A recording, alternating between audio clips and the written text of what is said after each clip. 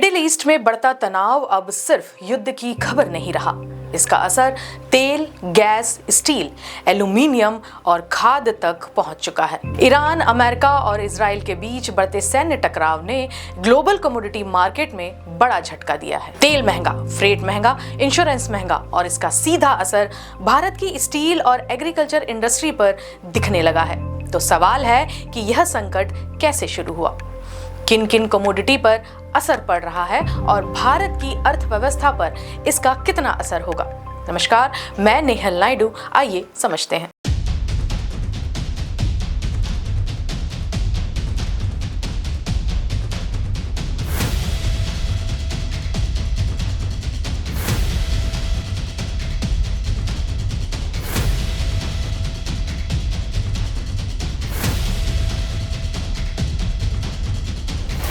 Middle east में तनाव बढ़ने के बाद ब्रेंट क्रूड कुछ ही दिनों में $60 से बढ़कर $80 प्रति बैरल के आसपास पहुंच गया।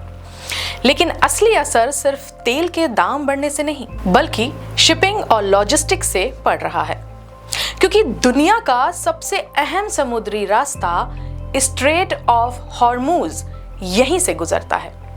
दुनिया के 20% तेल का व्यापार और लगभग 20% LNG सप्लाई अगर यहाँ जोखिम बढ़ता है तो फ्रेट और इंश्योरेंस दोनों महंगे हो जाते हैं। अभी हाल ही के रिपोर्ट के अनुसार वॉर रिस्क इंश्योरेंस 100 से 200% तक बढ़ सकता है।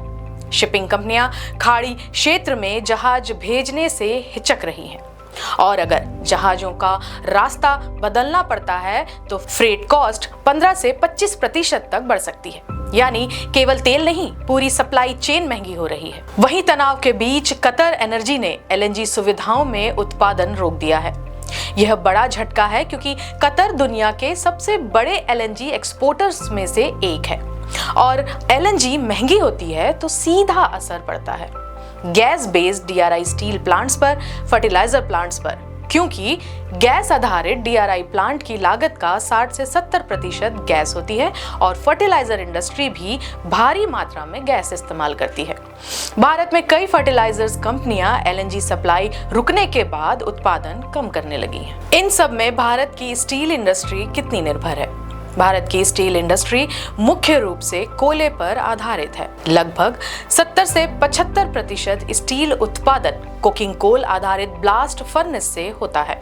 वहीं 20 से 25% सेकेंडरी स्टील स्क्रैप आधारित है, जबकि गैस आधारित स्टील 5% से भी कम है। लेकिन इसका मतलब यह नहीं कि भारत सुरक्षित है, क्योंकि कोकिंग कोल, स्क्रैप और कई कच्चे माल इंपोर्ट किए जाते हैं और जब फ्रेट और इंश्योरेंस बढ़ता है तो लैंडेड कॉस्ट भी बढ़ जाती है। अब अगर मिल्स की बात करें तो तनाव बढ़ने के बाद भारत में प्राइमरी स्टील मिल्स ने 500 से 1000 रुपए प्रति टन कीमत बढ़ाई है, जबकि सेकेंडरी मिल्स में 1500 रुपए तक की बढ़ोतरी हो चुकी है।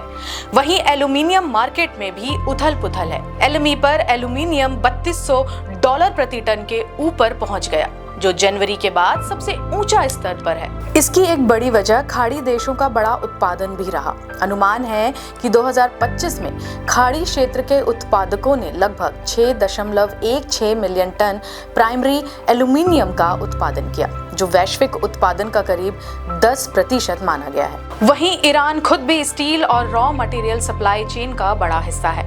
2025 में लगभग 25 million ton iron ore exports हुए, 2 million ton sponge iron, 8 million ton semi finished steel और 4.5 मिलियन टन फिनिश्ड फ्लैट और लॉन्ग प्रोडक्ट्स एक्सपोर्ट किए।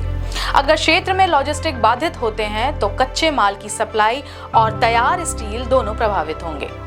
रिपोर्ट्स के अनुसार 30 से ज्यादा टैंकर अभी भी समुद्री रूट पर फंसे हुए हैं, जिससे शिपिंग की अनिश्चितता और बढ़ गई है। अब भारत के आर्थिक असर पर नजर डालते हैं तो भारत लगभग 90% क्रूड ऑयल इंपोर्ट करता है और उसका 40 से 50% हॉर्मुज से आता है। हर $1 तेल बढ़ने पर भारत का इंपोर्ट बिल लगभग $2 बिलियन बढ़ जाता है। अगर तेल $10 बढ़ता है तो चालू खाते का घाटा बढ़ जाता है, रुपए पर दबाव और इंडस्ट्री में महंगाई बढ़ सकती है। अनुमान है कि अगर तेल में 25% उछाल आता है तो भारत का इंपोर्ट बिल $15 बिलियन बढ़ सकता है और जीडीपी ग्रोथ 0.2% तक प्रभावित हो सकती है। आगे क्या हो सकता है? मौजूदा संकट के बीच एक अहम फैसला भी सामने आया है। अमेरिका के ट्रेजरी विभाग ने भारतीय रिफाइनरियों को रूसी तेल खरीदने के लिए 30 दिन की अस्थायी छूट दी है। इस कदम का उद्देश्य यह है कि मिडिल ईस्ट में युद्ध के कारण बाधित हो रही तेल सप्लाई के बीच वैश्विक बाजार में तेल की आपूर्ति जारी रहे।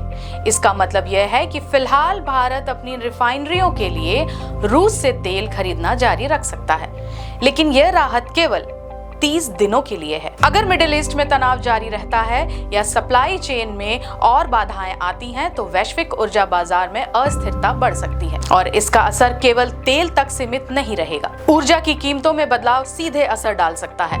स्टील, एल्यूमीनियम, फर्टिलाइजर और अन्य कमोडिटी बाजारों पर भी असर पड़ेगा। तो साफ है कि मिडिल ईस्ट का यह संघर्ष सिर्फ एक क्षेत्रीय भू राजनीतिक संकट नहीं है, यह वैश्विक ऊर्जा सप्लाई, शिपिंग रूट्स और कच्चे माल की उपलब्धता को प्रभावित कर रहा है। अगर यह तनाव लंबा चला तो वैश्विक कमोडिटी बाजार किस दिशा में जाएगा, यह अभी साफ नहीं है।